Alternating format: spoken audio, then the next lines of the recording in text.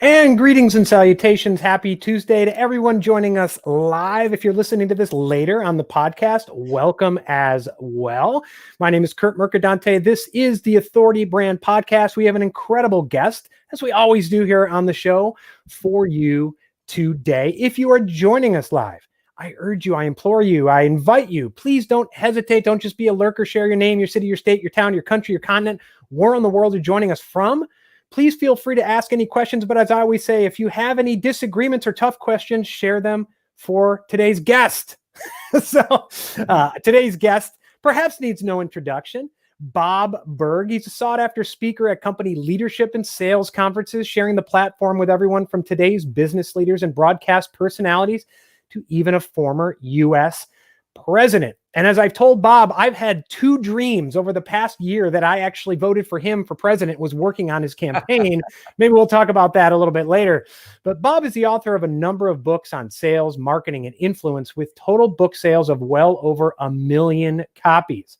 His book, The Go-Giver, co-authored with John David Mann, who I've had the pleasure and honor of interviewing as well, itself has sold more than 975,000 copies and has been translated into 29 languages. Bob and John's newest parable, which we're going to talk about today in the Go-Giver series, is the Go-Giver Influencer. Bob is an advocate, supporter, and defender of the free enterprise system. Yes, believing that the amount of money one makes is directly proportional to how many people they serve. He's also an unapologetic animal fanatic and is a past member of the board of directors of Furry Friends Adoption Clinic and Ranch in his hometown of Jupiter, Florida. Bob Burg, thank you so much for joining us today. Brother Kurt, always great to be with you. And you bring all of those things, a free enterprise system, your love for animals, into the Go-Giver Influencer. Animals covered in fur, or angels covered in fur. Right. Bob, it's interesting. I mentioned offline the Go-Giver Influencer, and I'm gifting the book to folks in my branding accelerator. It's just such a wonderful book. But offline, we talked about, so when you were on my previous podcast, Freedom Mindset Radio, we were talking about the principles in the Go-Giver. And I remember asking you, I said, are there similarities between the principles, the 5 laws of stratospheric success, and the principles in the Go-Giver, and Stoicism? And I remember you said timeless principles are timeless principles. They just work. Right. Now, offline, I mentioned that I have a greater appreciation for this time I read the Go-Giver Influencer versus last year, because I've read the Tao Te Ching, and we had that discussion. And I guess it's the same thing, right? Timeless principles are timeless principles. Really is. And you know, it's at this point, it should not surprise anyone, you know, because we go back in time and we go back thousands and thousands of years. And as we study these masters, you know, we see their words translated into the English language that read just like the best that you hear today, you know. And it just shows. I mean, hey, strategies change with time, and depending upon the medium and the technology, strategies change, techniques can change, tactics can change, but principles, no way. Universal laws are universal laws. Human nature, and you know, Robert Greene in his great book on human nature, it talked about, you know, and if you've ever read any of Robert Greene, he goes way back into the past and looks at it, and it's the same thing. You know, there are certain just timeless principles of life, of humanity. They just don't change. And the way you write and tell these stories, specifically in the Go-Giver and the Go-Giver Influencer, borrows from a way that Jesus taught. And even Cheng Tse and Thomas Merton, you know, we were talking about Taoism and this speaking in parables.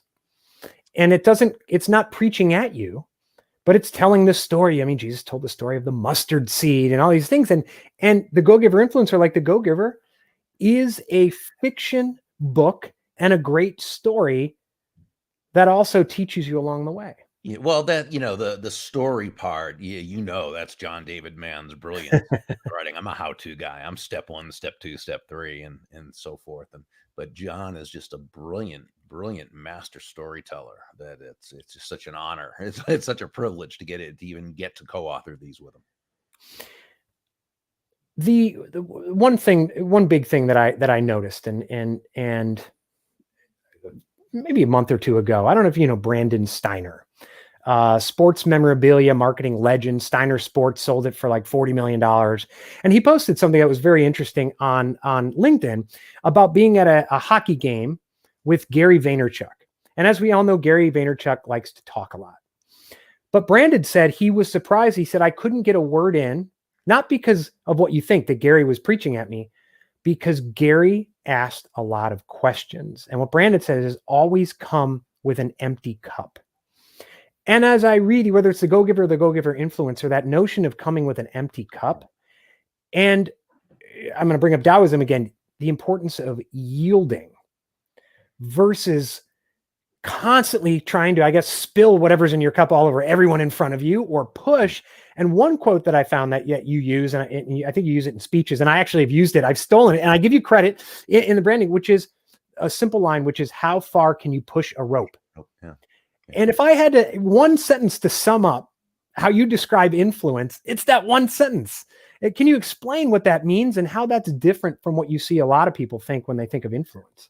Sure. Well, if you define influence, and I think it does need to be defined, and you and I are always talking about checking premises, right? And just so we all understand what we're talking about, because you can take a word or a term and say the term, and you've got 10 different people who are unconsciously defining it 10 different ways, right? Yeah. So and as you know, and I think as Ayn Rand said, and I'm paraphrasing here, that the greatest logic in the world will never have a correct conclusion if based on a false premise. So I always like to define terms such as influence, because the word is so overused these days that it's sort of lost its meaning. So on a very basic level, we can define influence as simply the ability to move a person or persons to a desired action, usually within the context of a specific goal. That, by definition, that's influence.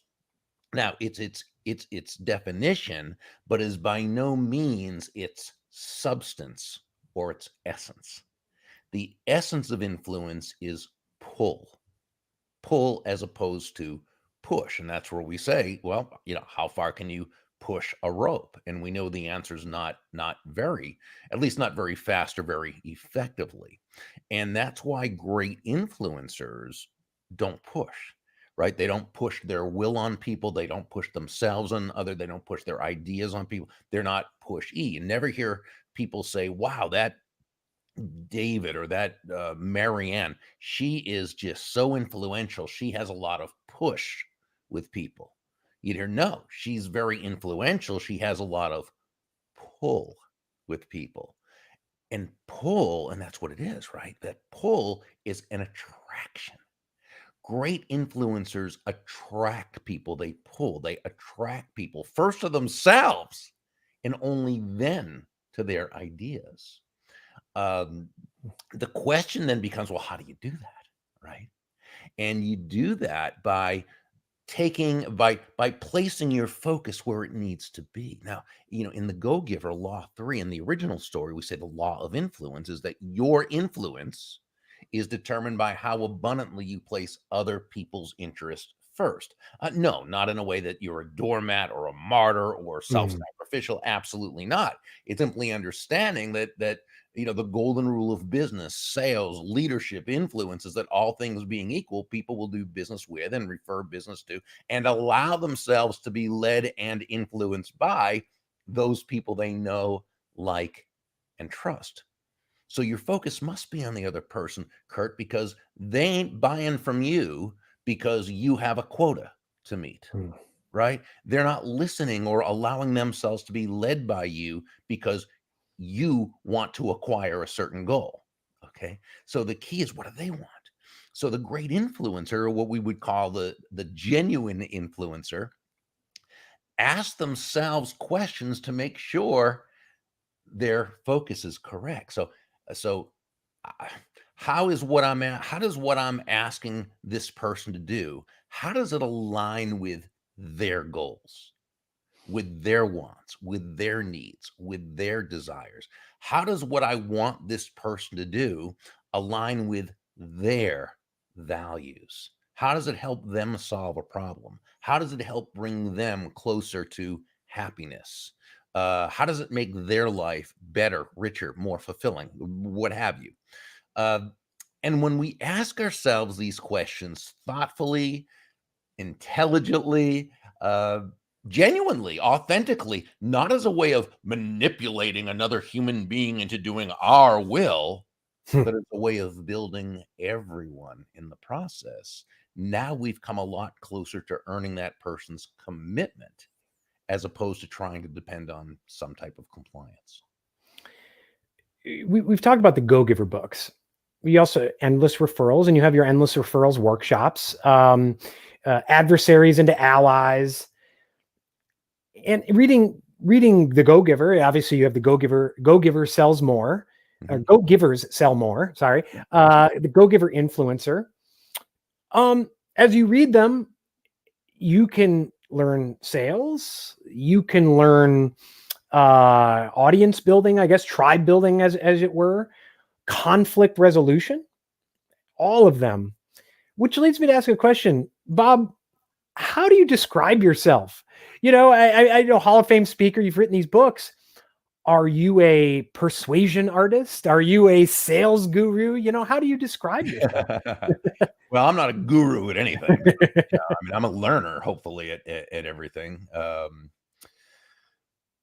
I would say sales and influence, which I consider the same thing, though utilized maybe in different contexts and different purposes. I would say those are my areas of expertise or authority, but I'm always studying and learning both, and trying to improve on those. But yeah, I would say influence and influence, persuasion, and sales are kind of my sweet spots. It's interesting because I was thinking this morning that I feel like you're the anti-sales guy in this society, not meaning that you don't help people sell, but that a lot of the sales, and I'll use the word gurus out there, preach pushing the rope, preach influence in the opposite way you do. More of a Alec Baldwin, Glengarry Glen Ross, have your 16 cups of coffee. No, I didn't mean to. Yeah, I didn't mean to say that as you take your coffee. But let's knock down walls, get the adrenaline flowing, and you push people through the funnel. And I had Dan Jordan on last year. He's like, we call these people the gatekeepers. Like, what kind of? He calls them sales assistants. Why do you think? Obviously, some people are making some money preaching that. Now, maybe they're more marketers than salespeople. But does that just go back to the timeless principles that they're trying to sell tactics and tools and making quick money, while what you've preached, you've actually done and has been there for decades and is timeless? Kurt, I think that there are a lot more people doing it our way than there ever were before. I think the reason why we still hear about the push people is because they get the most, make the most noise, in a sense, maybe. But you think about so many of the people you and I know, so many of the people you've interviewed and I've interviewed, and these are people who just are, they're beautiful. I mean, they just really look at understanding the needs, wants, and desires of their customers and providing great service and a great experience. And they all have their own unique ways of doing it. Yet I find a lot of them to be people you and I would both admire, and so forth. And I think we tend to, we do hear about the push people but I don't think we necessarily involve ourselves in their worlds. Sure. So I think all we can do is, try to always put out that message and promote that message that, if you really want to succeed in sales, it's never about you. It's going to be about the other person. Not because that's a pleasant way of doing business. It's because it's the most profitable way of doing business. It will help you be sustainably profitable. and you'll actually reach success quicker than trying to push, because again, it always goes back to nobody's doing business for your reasons. They're doing business for their reasons because they believe they will benefit. And that's the great thing about a free market based economic system, because when you think about it, by its very definition, free market means no one is forced to do business with anyone else. Okay. Which means that the salesperson who is going to be successful has got to please the other person. They've got to. Yeah. And that's exciting when we understand that. You talk a lot about false dichotomies, and not in this book, but on Twitter, and we talked about it last time. Yeah, and, you're either happy or wealthy, or right, you're right. either, The ultimate treacherous dichotomy, the false dilemma. Yeah. Right? Yes. The unnecessary use of the word "or." I was listening yesterday to Joe Rogan had John Mackey, the CEO of Whole Foods, who's a libertarian free market person, Absolutely. which I think is funny because a lot of the people who shop for him are not. And but one of the things that he talks about is the false dichotomy of you're either altruistic or you want to make a profit. Like they're completely separate things. And one of the things he explained to Joe Rogan is that in a true free market system, and he doesn't like to use the word capitalist because he said Karl Marx invented it. He calls it innovationism, is that it's a win-win-win. Right. And as I was listening to him say that, I'm like, go give her influencer. That's what it is, because you actually have these different parties. You have a number of different parties. You actually think it's two parties at the beginning. Turns out there's four parties, and the people, because in the end, everyone benefited. And I remember when I first read it. Now as a background for anyone who hasn't read it, first of all, go read it. There is someone who's trying to get a deal with a big food distributor, a pet food distributor. And he's small, gourmet, organic. He wants to sell it to them. It starts off with this meeting where they're both nervous. They're kind of posturing because that's what they've been told. They've been told the influence by push. Right, exactly. They're posturing. And she tells him, you have to have a national distribution and all this stuff. And anyone who watched Shark Tank knows that this is a common dilemma, right? It's like, he's like, I can't grow that fast. I can't get you this. Da, da, da. So that is the background, or that is the context for the whole book. And they go and they find these mentors. But as I read it the first time, I'm thinking, well, is Bob sending the wrong message? Because the coach isn't charging her anything, and these people are helping. It's almost like Pindar. But at the end of the book, you realize they benefited as well, that it was a win-win-win-win. And I look at you you live by what you've written. Thank you. And I jokingly told someone, I said, I feel like Bob, if someone stuck a knife in his stomach, he would compliment them on their grip. But you just, and you're very active on Twitter. That's why I bring up Twitter, but also LinkedIn. I think you sold more copies of my book a year ago than anyone. I mean, you tweeted it out. What did you have to get? Well, you're on my show now. There are different win-win-wins that we do. I promote your book, et cetera, et cetera. But I think that understanding that, I think this book and the Go Giver book is about the win-win-win. And it's both. It's altruism and profits. It's not altruism or profits. You're dealing with some nice people, but everyone's winning. Everyone's getting something. Yeah. And so it goes back to defining altruism, because there are some people who define altruism as doing good for others at your own expense. But that's not what altruism is. Altruism is just doing a good thing, a nice thing. But here's the interesting thing about if you want to say altruism, and let's relate this to somebody who is has a particular cause. It could be curing cancer. It could be animals. It could be whatever it happens to be. And this person writes out a check for 10 grand and gives it to the charity. Okay. And you say, well, that's being altruistic. Well, if you want to say altruistic in terms of doing something nice, fine. If you want to say altruistic in terms of they're sacrificing themselves, I'd say absolutely not. Hmm. Because what they're doing by stroking that check for $10,000 or whatever it is they are acting congruently with their values. Okay. What is happiness? Happiness defined, well, the dictionary definition is the mental feeling of well-being. I believe that happiness can be better defined as a genuine and ongoing feeling of joy and peace of mind, the result of living congruently with your values. Hmm. So if you hold as a high value that particular charity or cause or whatever it happens to be, and you write a check, you're writing that out because you receive joy from it. Hmm. It makes you happy. It's congruent with your values. There's no sacrifice involved. Because if there were, and you were a healthy person, you wouldn't do it. Okay. Yeah. And um, so what about when it comes to sale? What about what John Mackey was saying? Okay. First of all, in providing an immensely wonderful customer experience, okay, you're doing that because it's congruent with your values. It also happens to be the most profitable way to run a business. The fact that you're receiving income for it, there's no contradiction.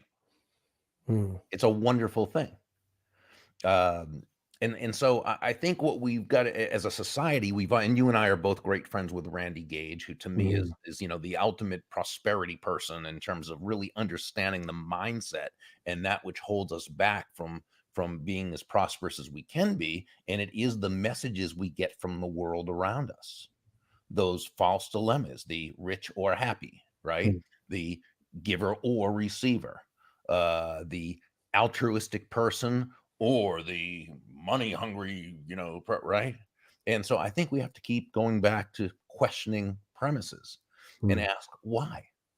Why is that so? Why is that a principle that's true? Who did I hear it from? Who did the person who I heard it from, who did they hear it from? Who did they learn it from? And what was the mindset of that person who taught them? Does this principle hold true? Or can it very easily be, destroyed if you just ask some questions? You know what I'm saying? Yeah. And so I think that's really what we need to do. And the first part of influence is understanding, ourselves and where we're coming from and being able to think clearly and leaving that the idea of those emotional feelings running our lives. That, which isn't to say we shouldn't have emotion. Of course, emotions are a wonderful, beautiful part of life. They bring us joy. But when our emotions are controlling us, Hmm. now we're not in a position to make the right decisions. And that leads us to the 5 secrets of genuine influence that you write about in the book and you tell throughout the story. And the number one is breathe and mastering your emotions. And, it's like what parents hold your breath and count to 10 before you say something, right?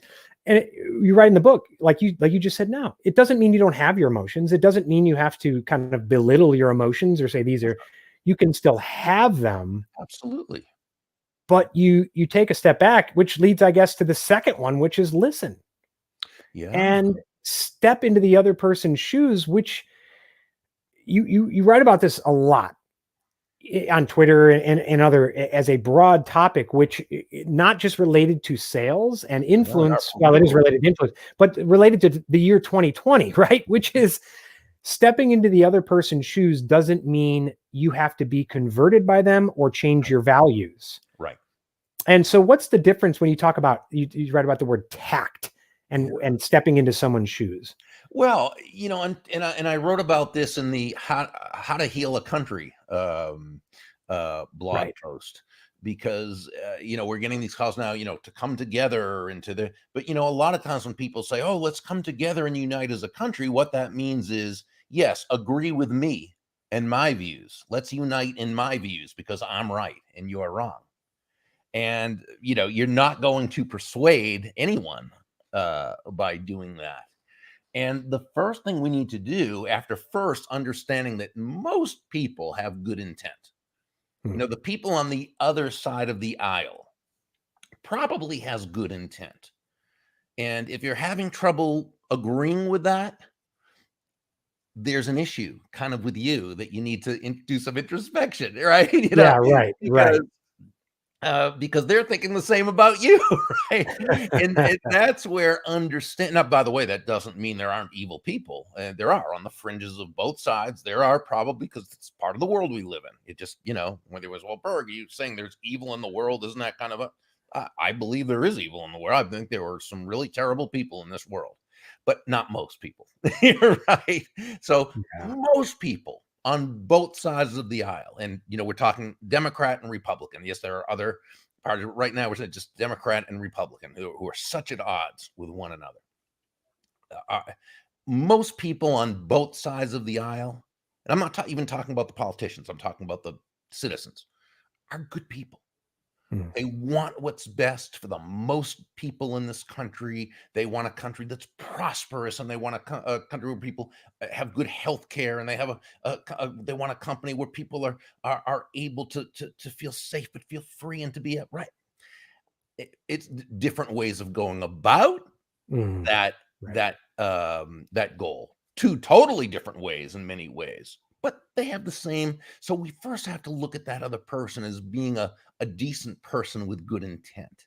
But now it gets to where we have to also understand why they think the way they think.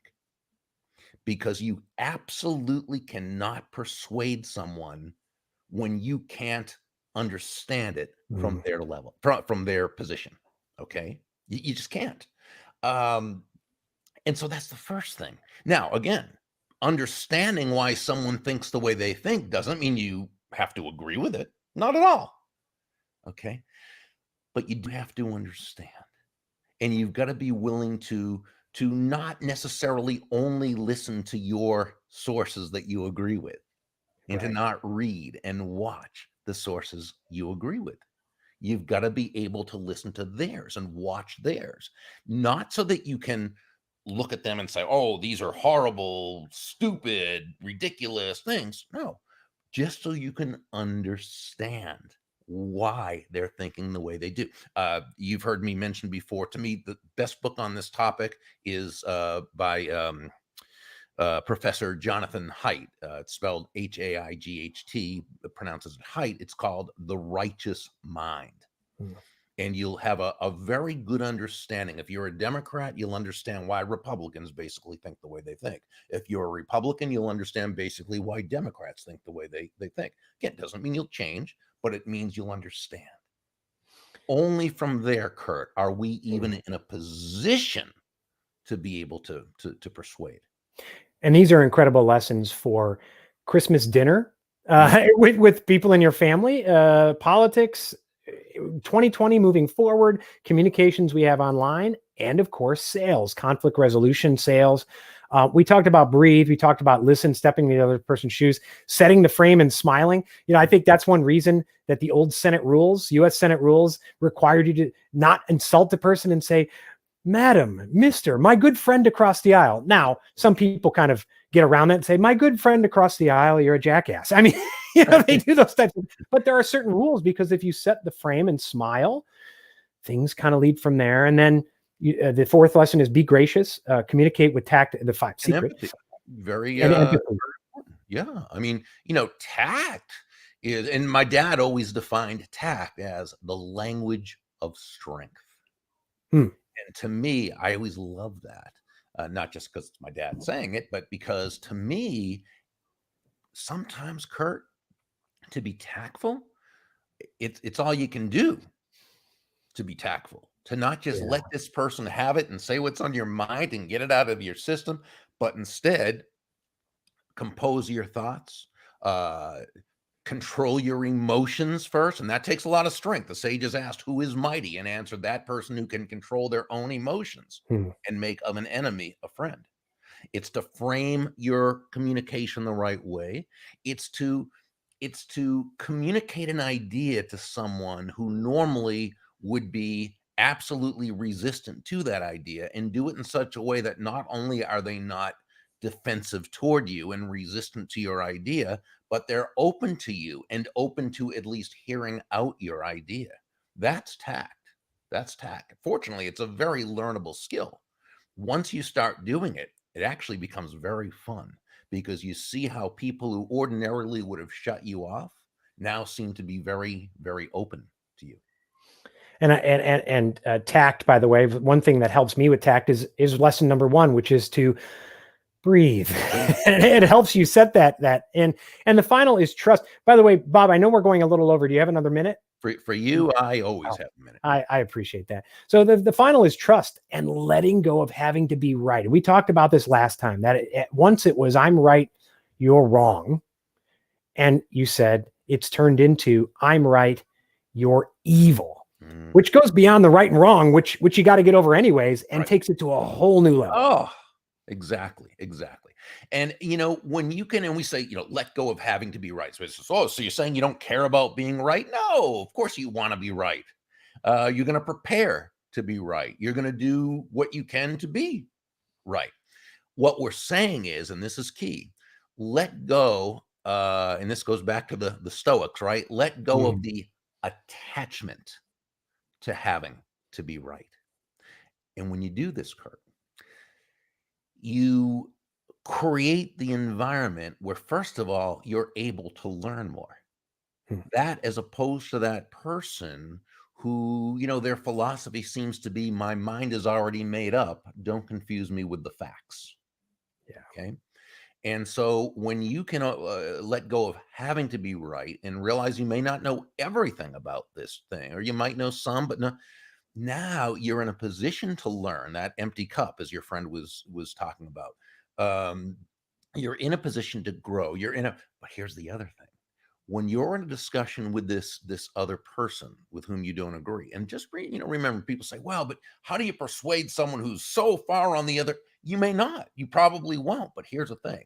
In conversations both online and in person, there are typically many more people observing than there are arguing. Many of these people, their mind's not already made up, or they're still open, because most people are, a little bit this way or a little bit that way, and they're open, but they're going to be persuaded not just by the facts, which are of course very important, but the facts are just the baseline. They're going to be persuaded by how you handle yourself. They're going to be persuaded by how you engage with that person in a way that's respectful and logical and kind and relatable, right? Now, when you're that person who can let go of having to be right, you create that environment where they look at you as being someone who's not just looking to be right for the sake of being right, who's not just looking to be right for the sake of making the other person wrong, but someone who is searching for the truth. And people respect that. That's persuasive. That's influential. It's I worked in politics for many years, and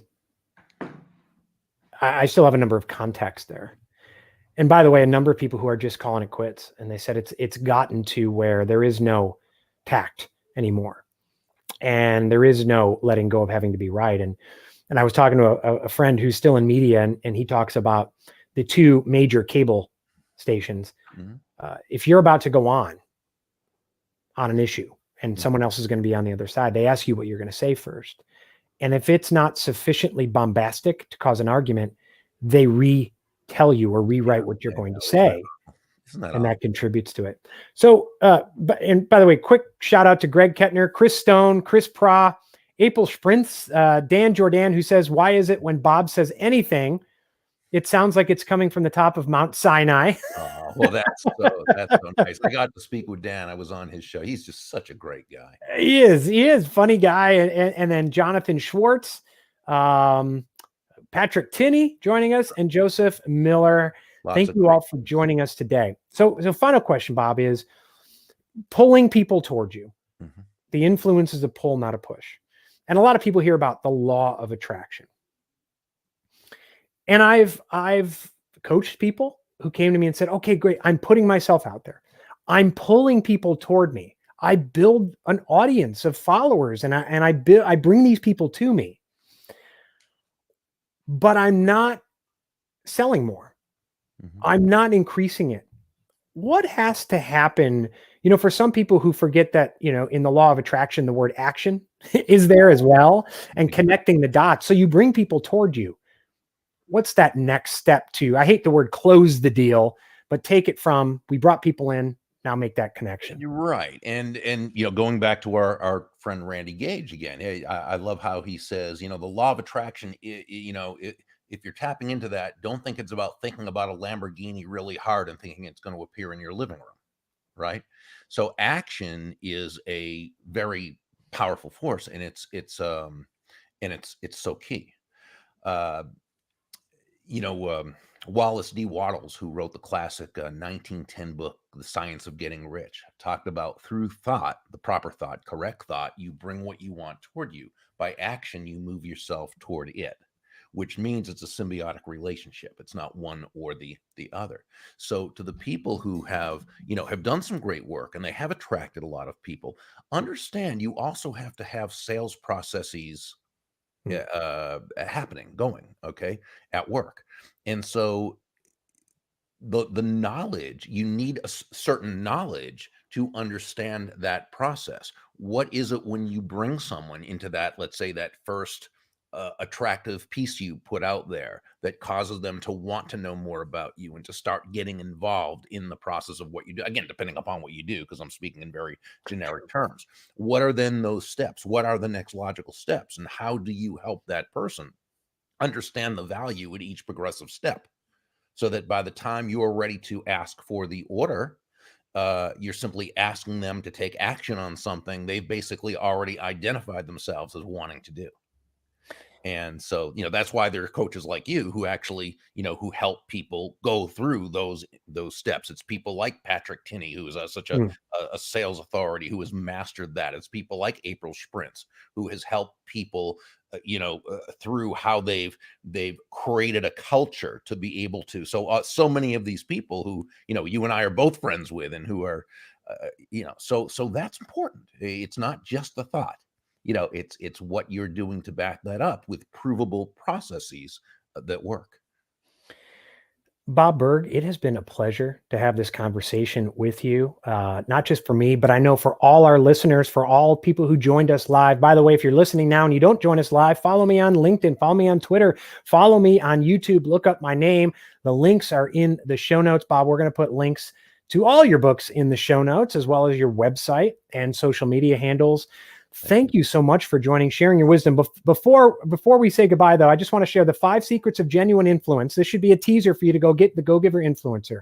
Number 1 is breathe, master your emotions. Number 2 is listen, step into the other person's shoes. Number 3 is smile, set the frame. Number 4, be gracious, communicate with tact and empathy. And number 5 is trust, let go of having to be right. Bob Burg, it has been my extreme pleasure this morning to share time with you. Pleasure mine, my brother. Thank you. Thank you.